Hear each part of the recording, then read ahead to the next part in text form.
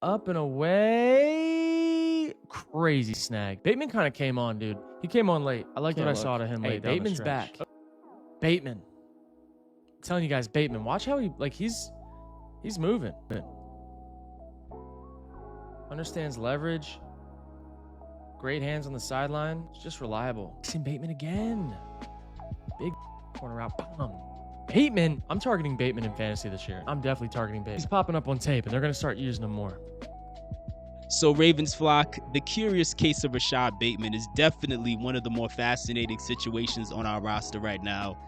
Many people had already written him off as a bust, but many people had still believed in his potential to be that true number one wide receiver.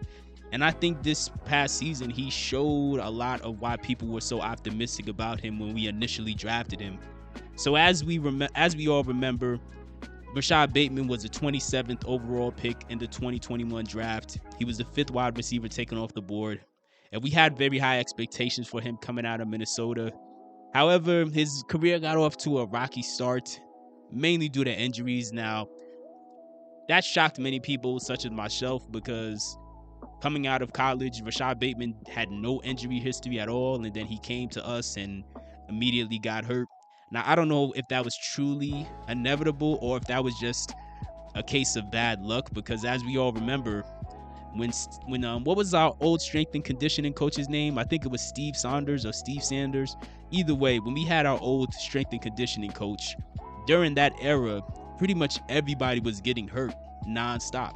And for whatever reason, the Ravens front office, they didn't fire our strength and conditioning coach as fast as I would have liked, but nonetheless, Rashad Bateman was definitely one of the casualties of that era when it comes to us having very bad luck in the health department.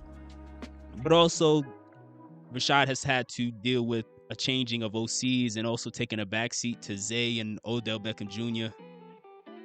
But this past season, we saw his role increase and he flashed a lot, and it's making people very optimistic about where he could possibly go from here.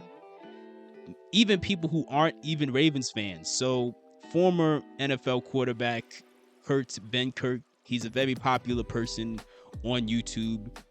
He also was a former quarterback for teams like the Packers and the 49ers. He was covering and doing basically a reaction video to all the deep touchdown passes across the NFL this year. And he even put out a tweet where he said that after reviewing all of these touchdowns, his main takeaway was Rashad Bateman and how Rashad Bateman just popped off the screen. And he believes that Rashad Bateman will be a major player in the fantasy football world next season. His exact words were, he believes that he's going to be a fantasy sleeper next year. And I understand what he's saying, and I believe in that too, but ultimately,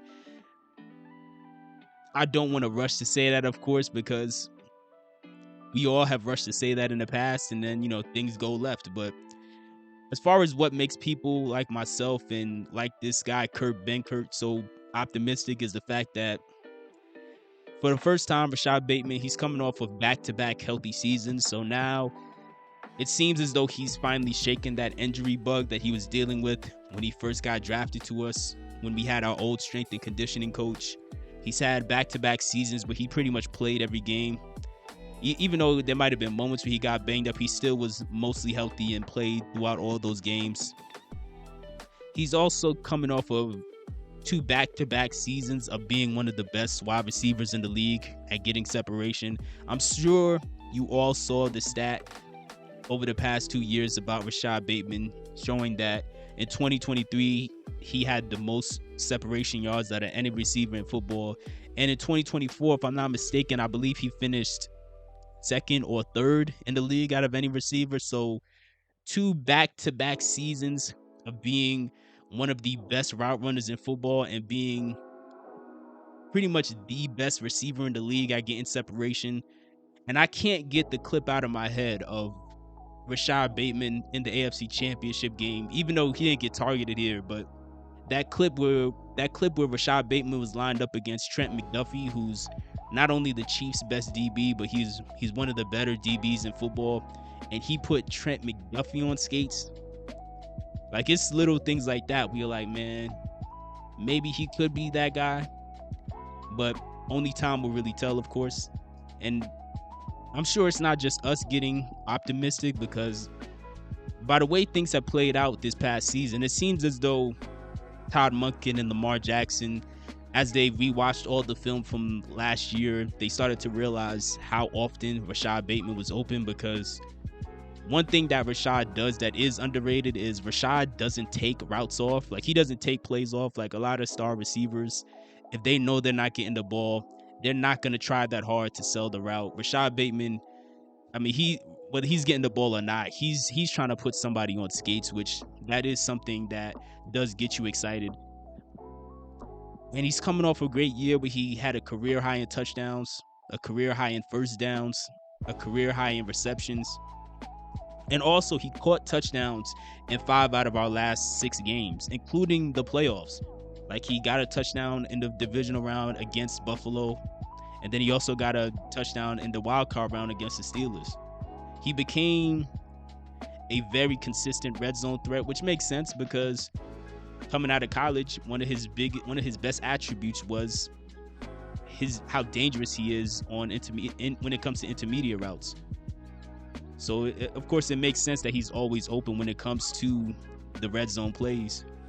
But a guy like Bateman at this point, man, I think he's the definition of like a boom or bust kind of player, where, like, compared to a guy like Zay, who I don't think Zay is necessarily a boom or bust kind of player, but what makes Bateman so fascinating is, even though I think Bateman has a lower floor than Zay Flowers, I also think Bateman has a much higher ceiling than Zay Flowers.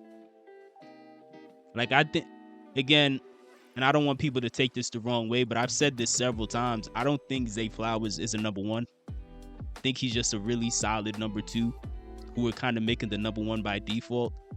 I think where Zay Flowers is now, I think realistically that's kind of where his peak would be.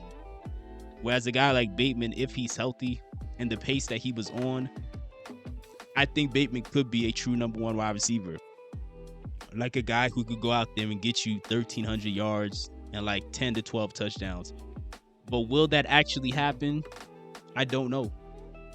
Now, I've said this once or twice to people that I've talked to in real life, and many people thought I was tripping, but to me, it almost kind of feels like the Brandon Ayuk, Deebo Samuel conversation from a few years ago. So a lot of Ravens fans, they wanted Deebo Samuel from the Niners, and I did too initially, but because of the interest that I started to have, I started watching more 49ers games, and the more 49er games I started watching, the more I started to step back and say to myself, why are we talking about Deebo so much when Brandon Ayuk is better?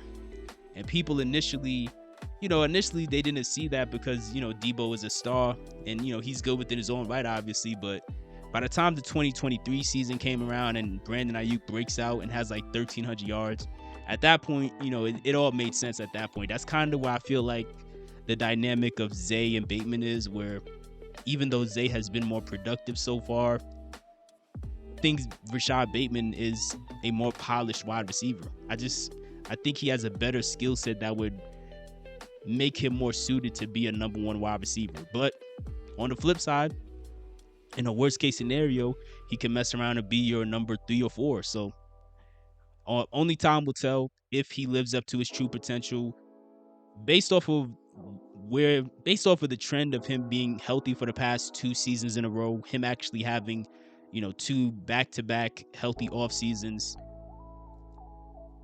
His career trajectory is looking upwards, and I don't want to jinx it, but I do think there is something to be optimistic about, and we don't have a choice to be optimistic, unfortunately, because I don't think the Ravens are drafting a receiver in the first round this year, and we've had a history of missing on receivers in later rounds. So I don't think they're gonna prioritize receiver in this draft. They might, maybe we get one of those guys in the 2nd or 3rd round, but maybe not. I don't know.